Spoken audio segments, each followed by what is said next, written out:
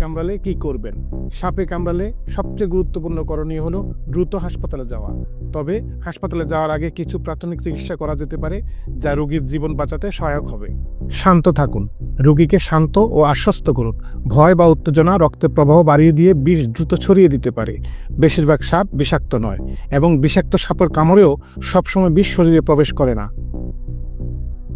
আক্রান্ত স্থান পরিষ্কার করুন।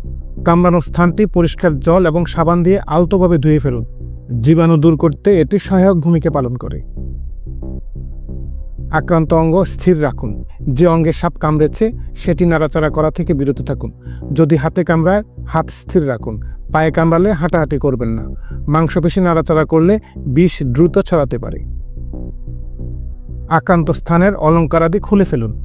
যদি কামড়ার স্থানে কোনো ঘড়ি, আংটি, চুড়ি বা অন্য কোনো অলঙ্কার থাকে তাহলে সেগুলো দ্রুত খুলে ফেলুন, কারণ স্থানটি ফুলে যেতে পারে এবং পরে সেটি খোলা কঠিন হতে পারে। আলগা ব্যান্ডেজ ব্যবহার করুন। যদি সম্ভব হয় কামড়ানো স্থানটিকে একটি পরিষ্কার আলগা ব্যান্ডেজ দিয়ে ঢেকে দিন। এটি রক্তপাত কমাতে পারে, তবে খুব শক্ত করে বাঁধবেন না, কারণ এতে রক্তপ্রবাহ বাধা সৃষ্টি হতে পারে। রোগীকে আধা-শোয়া অবস্থায় রাখুন। যদি সাপটি হৃৎপিণ্ডের নিচের অংশে কামড়ায় তবে রোগীকে শুইয়ে দিন। যদি শ্বাস নিতে অসুবিধা হয় তবে মুখে শ্বাস দেওয়ার ব্যবস্থা করুন।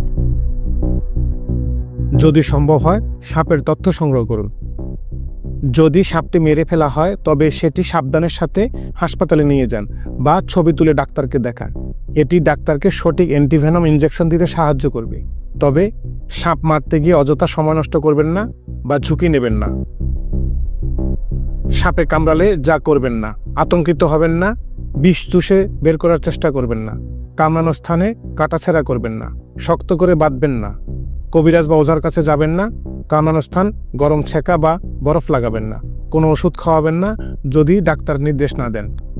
যে বিষয়টি সবচেয়ে গুরুত্বপূর্ণ, সাপে কামড়ালে এক মুহূর্ত দেরি না করে যত দ্রুত সম্ভব নিকটস্থ হাসপাতালে বা স্বাস্থ্যকেন্দ্রে নিয়ে যান।